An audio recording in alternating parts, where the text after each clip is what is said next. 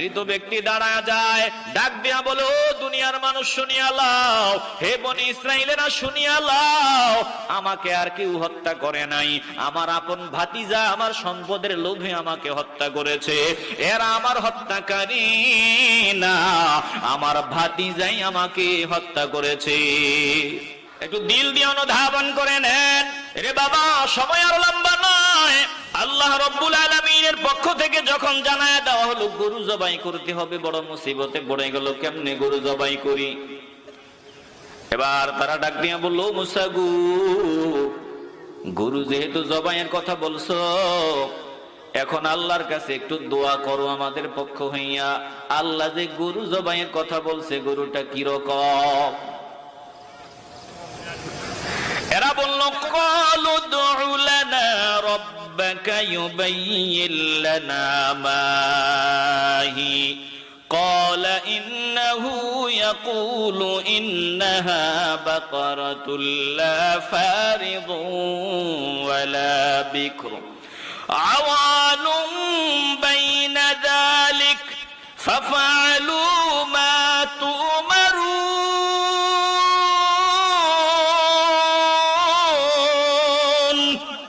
একটু দিল দিয়ে অনুধাবন করেন। মা বাবার খেদমত করলে আল্লাহ প্রতিদান দিবেনই দিবেন। মা বাবার সাথে বেয়াদবি করবেন, আল্লাহ গজব দিয়ে ধ্বংস করে দিবেন। একটা জবানও বন্ধ রাখা যাবে না। ইমানের আওয়াজ দিয়ে বলবেন, আমরা মা বাবার সেবা করতে চাই কি চাই না? এবার এই গাভীটা জবাই করা হয়।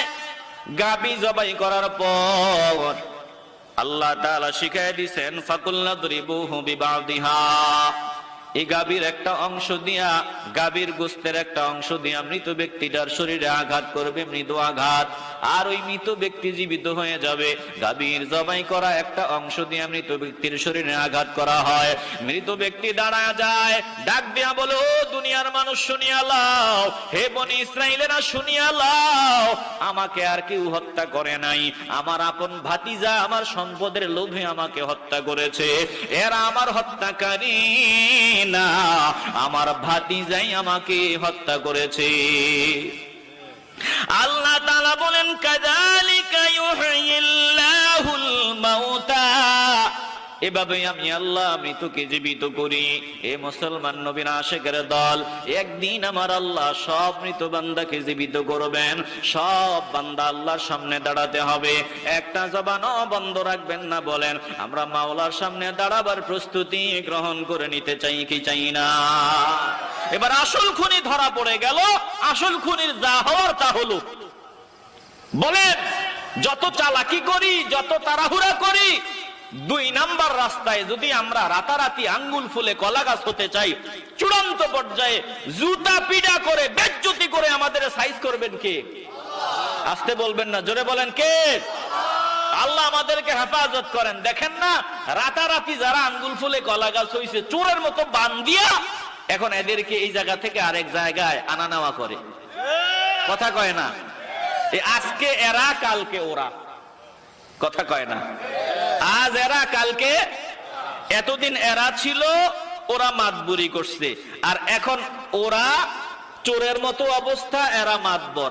আবার এদের চোরের মতো অবস্থা হইতে বেশি সময় লাগবে না। কথা কন না কেন? কারণ ওরা এরা এক। কথা কয় না? ওরা এরা কি এক? 16 বছরের 17 বছরের ক্ষুধার্ত দেশটারে খায়া লাইব, দেশটারে খায়া লাইব, খানাখানি শুরু হয়ে গেছে। কথা কয় না?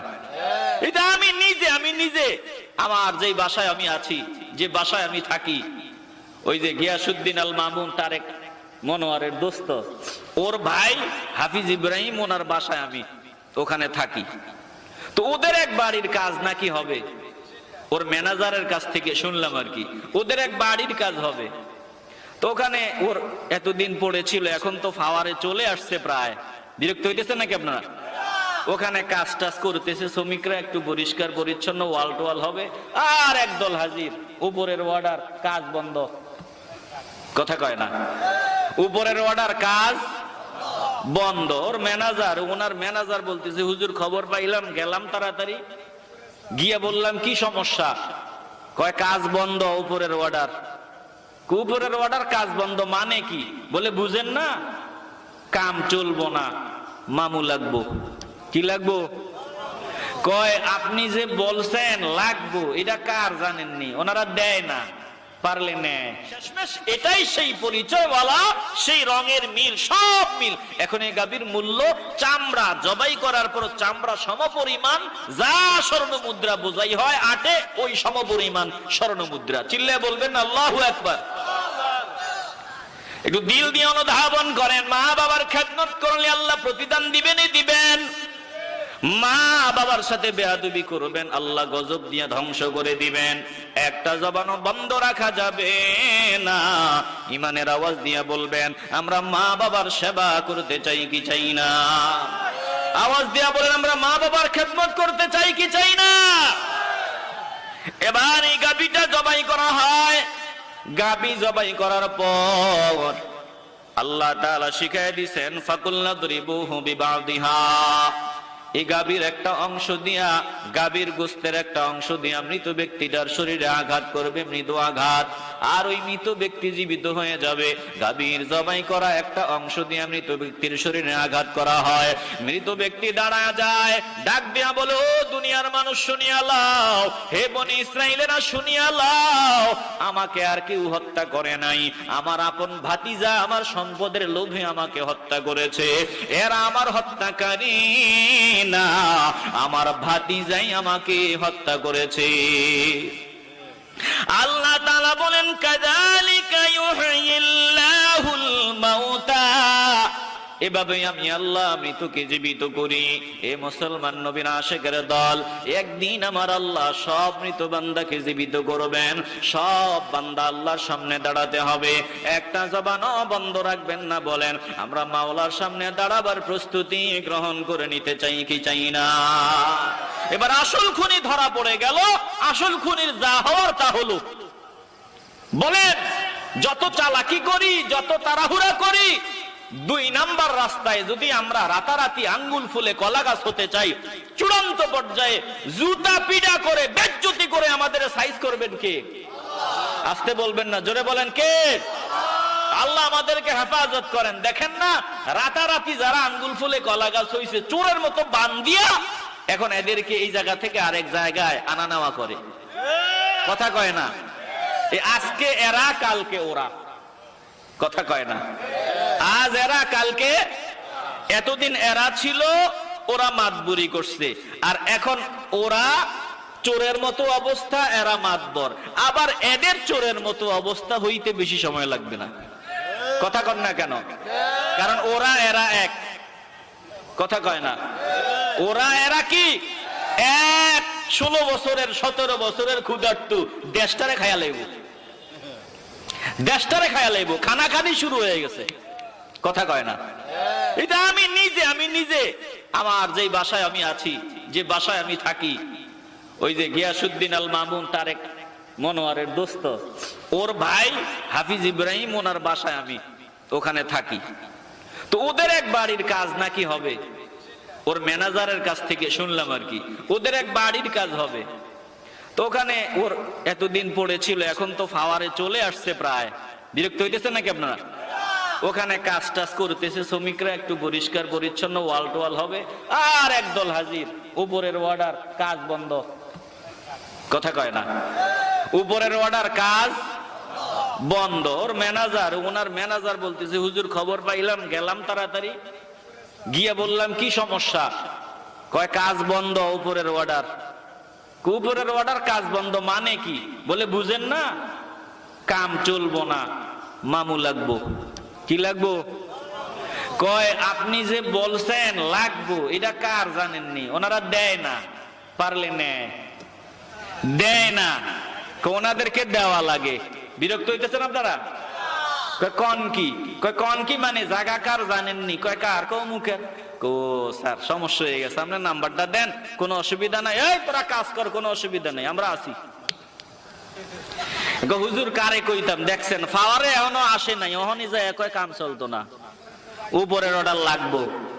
কথা কয় না? রাগ করেন আর যাই করেন, এইরকম কিছু নেতা আমগো দেশে আছে না নাই? আসতে বলবেন না, জোরে বলা আছে না নাই? কারণে, এই নেতাদের কারণে আমরা ফকির হয়ে আছি। আসলে বাস্তবে জন্মসূত্রে আমরা ধনী। আমাদেরকে আল্লাহ যা দিয়েছেন এগুলো যদি কাজে লাগানো যাইতো, চোরেরা যদি না খাইতো, তাইলে আমরা সবাই ধনী থাকতাম। কথা কন না কেন? এখন ওরা গেছে, এরা আসছে, এরা ক্ষুধার্ত, এরাও কি যে করবো আল্লাহই ভালো জানে। কথা কয় না? আমরা কাদেরকে বলতেছি? ওরা এরা, মানে যারা চোর। এই সব দলে কিছু ভালো আছে না নাই? কথা কয় না? আছে না নাই? এই ভালোদের জন্য আমাদের রেসপেক্ট, ভালোদের জন্য আমাদের সম্মান আছে না নাই? এই কথাগুলো যাদের গায়ে লাগবে বুঝতে হবে তারা নাম্বার 1 চোর। কথা কয় না? কারণ ভালো মানুষের গায়ে এগুলো লাগার কথা। আসুন আমরা দেশটাকে বাঁচাই, নিজেরা বাঁচি, দেশ বাঁচাই, ইমান বাঁচাই। রাতারাতি বড় লোক হওয়ার দরকার নাই। আপনি আস্তে আস্তে আল্লাহ আপনার তকদিরে যেটা আছে ওটা পাবেনই। কারো হক নষ্ট করার দরকার নাই, কারো পেটে লাথি দেওয়ার দরকার নাই। আপনি ক্ষমা করে দেওয়ার অভ্যাস করেন। আজকে আপনি একজনকে ক্ষমা করে দিবেন, কাল সে আপনাকে ক্ষমা করে দিবে। আপনার ভুল ত্রুটি থাকলে এগুলো ক্ষমা করবে। আজ একজনকে অসম্মান করবেন, কাল আপনি অসম্মানিত হবেন। এই জন্য এগুলো বাদ দিয়া দেশটাকে কিভাবে বাঁচানো যায়, সামনে কিভাবে সুন্দরভাবে চলা যায়, আমরা সবাই এই মিলে মিশে চলতে পারি, এই দেশটাকে সবাই ঐক্যবদ্ধ হয়ে বিদেশিদের চক্রান্তের হাত থেকে হেফাজত করতে পারি, আল্লাহ আমাদেরকে তৌফিক দান করেন। একটু জোরে বলেন আমিন। বলেন আমরা দেশ বাঁচাবার জন্য, ইমান বাঁচাবার জন্য সবাই ঐক্যবদ্ধ হতে চাইনি? এই দাবিতে সবাই ঐক্যবদ্ধ হবে। সবাই কারা? যারা ইমানওয়ালা, তারা, বেঈমানরা না। এজন্য আজকে আমি যা আলোচনা করলাম, আল্লাহ তাআলা, হুজুর আসতে তো নিয়ে আসলে তো না, নিয়ে আসেন তারা, আমি তো 10টা পর্যন্ত থাকবো বলছিলাম। হ্যাঁ, আমরা যা আলোচনা শুনলাম, আল্লাহ তাআলা আমাকে আপনাদের সকলকে বাস্তবে আমলের তৌফিক দান। কুকুর আসলেই চিরতরে ভাতের মার খাওয়ার মজা বুঝাই দিমু, ভালো করে মজা বুঝাই দিমু। লাঠি নিয়ে দি, যেই মাত্র কুকুর প্রতিদিনের অভ্যাস অনুযায়ী ভাতের মারের ভিতরে মুখ লাগায়, বুড়া লাঠিটা উঁচু করিয়া ধরলো, কুকুরের মাথায় দিবে বাড়ি। যেই মাত্র কুকুরের মাথায় বাড়ি দিবে, কুকুর মাথাটা উপরের দিকে নজর দেয়, মাথাটা উঠাইয়া বুড়ার চেহারার দিকে নজর দেয়। বুড়াও লাঠি নিয়ে রেডি, কুকুরের মাথায় বাড়ি মারবে। কিন্তু না না না, এই কুকুরের মাথায় বাড়ি দেওয়া যাবে না। বুড়া নজর দিয়ে দেখে এই কুকুরটার চেহারা বড় পরিচিত। এটা রাস্তার কুকুরের মতো সাধারণ কুকুর না, এটা এমন একটা কুকুর যেই কুকুরের মাথায় বাড়ি দিলে কুকুর মরিয়া যাবে, অসুবিধা নাই। কিন্তু এই কুকুরটা বড় দামি, কুকুরের মালিকের কলজায় কষ্ট যাবে। বৃদ্ধ নজর দিয়া দেখে কুকুরটা তার মহব্বতের নাতির কুকুর। এই নাতি বিলেত থেকে কুকুরটারে ক্রয় করিয়া আনছে, বড় দামি কুকুর।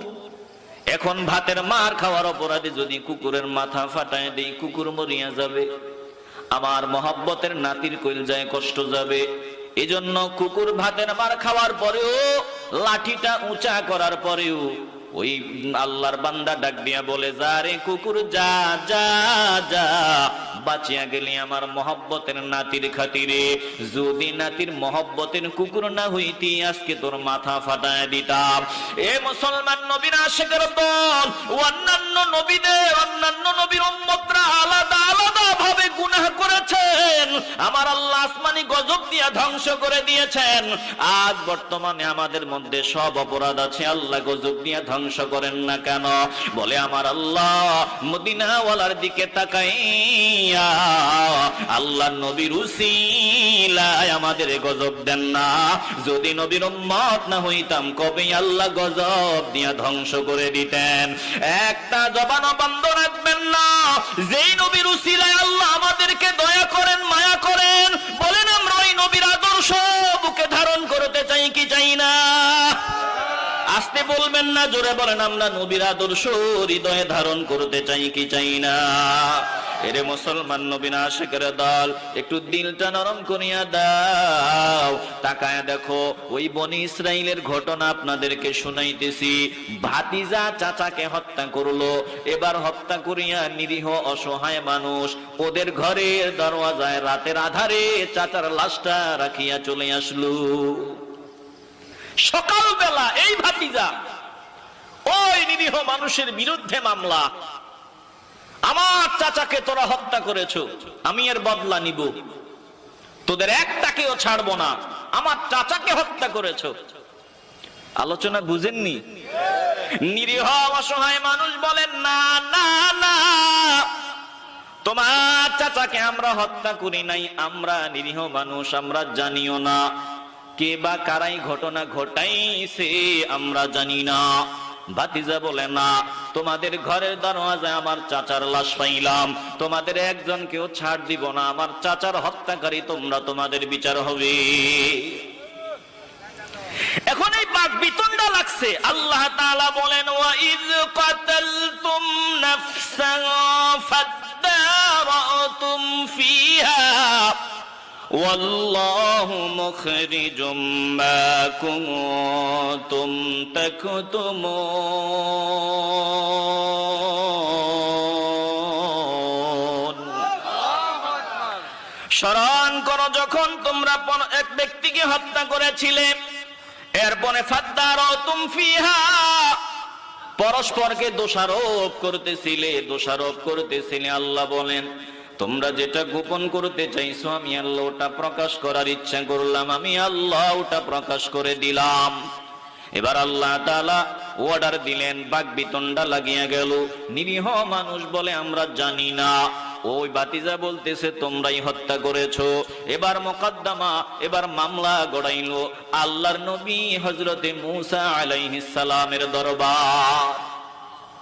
বিচার ফয়সালা দিবেন হযরতে মূসা আলাইহিস সালাম, তদানীন্তন সময়ের আল্লাহর প্রিয়, আল্লাহর সবথেকে দামি বান্দা হযরতে মূসা আলাইহিস সালাম। একটু আওয়াজ দিয়ে বলবেন না সুবহানাল্লাহ। মামলার রায় দিবে কে? কথা কয় না, কে রায় দিবে? মামলার রায় দিবে মূসা আলাইহিস সালাম। কথা কোন ঠিক কি না? কারণ তিনি নবী। তারা খারাপ হইলেও ওই বনি ইসরাইলের লোকেরা জঘন্য বেয়াদব, ইহুদিরা জঘন্য বেয়াদব, কিন্তু যত বড় বেয়াদবি হোক, মামলাটার রায় ফয়সালার জন্য গেছে মূসা আলাইহিস সালামের কাছে, ফেরাউনের কাছে যায় নাই। কথা কয় না? রায়ের কাছে, রায় নিয়ে সমাধানের জন্য কার কাছে গেছে? এখন উম্মতে মুহাম্মদী আল্লাহর নবীর ফয়সালাকে বৃত্তাঙ্গুলি দেখাইয়া ওই ফেরাউনের ফয়সালা নিতে যায়। কথা কয় না? বিরক্ত হইতেছেন আপনারা? ফেরাউন মন মতো সংবিধান বানাইছিল, মন মতো। ওই সংবিধান অনুযায়ী দেশের মানুষ চলতে হবে। বর্তমানে তাকায় দেখেন, ফেরাউনের উত্তরসূরিরাও মন মতো সংবিধান বানাইছে। কথা কয় না? যেই সংবিধান আল্লাহর কোরআনের বিরুদ্ধে, যেই সংবিধান আল্লাহর হাবিবের সুন্নাহর বিরুদ্ধে, ওই সংবিধান অনুযায়ী আমরা চলতেই হবে, আমাদের উপর চাপায়া দেওয়া হয়। যারা চাপায়া দেয় তারা কি ফেরাউনের উত্তরসূরি না? রাগ করতেছেন আপনারা? এই সংবিধান কইরা কয়েকদিন দেখছি মিডিয়াতে তোলপাড় গরম। কেউ কয় সংবিধানে হাত দেওয়াই যাবে না, আবার কেউ বলে সংবিধানে হাত দিলে অসুবিধাটা কি? কথা কয় না? কেউ বলে সংবিধানে কলম ধরা যাবে না, কেউ বলে ধরলে অসুবিধা কি? কত ধরনের তর্ক বিতর্ক। আবার কেউ বলেছে সংবিধান নাকি কোরআনের চাইতেও দামি। নাউজুবিল্লাহ, নাউজুবিল্লাহ 3 দিন পরে কইেন। একটু আওয়াজ দিয়ে, আর কার সামনে ওয়াজ করি, একটু আওয়াজ দিয়ে বলবেন তো নাউজুবিল্লাহ। যে বলবে সংবিধান কোরআনের মতো দামি, বলেন আমরা তাকে জুতা বিনা করতে রেডি আছি কিনা? আমরা তো তাদের পিছনে দৌড়াই যারা এমন আবল তাবল কথা কয়। বর্তমানে তাকায় দেখেন, মুসলমান আজকে কোন দিকে দৌড়ায়? আমরা নামে মুসলমান, আল্লাহর কোরআন দিয়ে আমার দেশ চলুক, রাষ্ট্র চলুক, দেশ চলুক, আমরা এটা চাই না। বরং এই ফেরাউনের নীতি, ফেরাউনি নীতি আজকে মুসলমান মেনে চলতে চায়। একটা জবানও বন্ধ রাখবেন না, ইমানের আওয়াজ দিয়া বলবেন। দিলে ভেজাল থাকলে আওয়াজ দেওয়া দরকার নাই, দিলটা যদি পরিষ্কার হয় ইমানের আওয়াজ দিয়া বলবেন। আমরা আল্লাহর হাবিবের কষ্টের সম্পদ আমার আল্লাহর কালাম। বলেন আল্লাহর কালাম অনুযায়ী আমরা চলতে চাই কি চাই না? আসতে বলবেন না, বলেন আমরা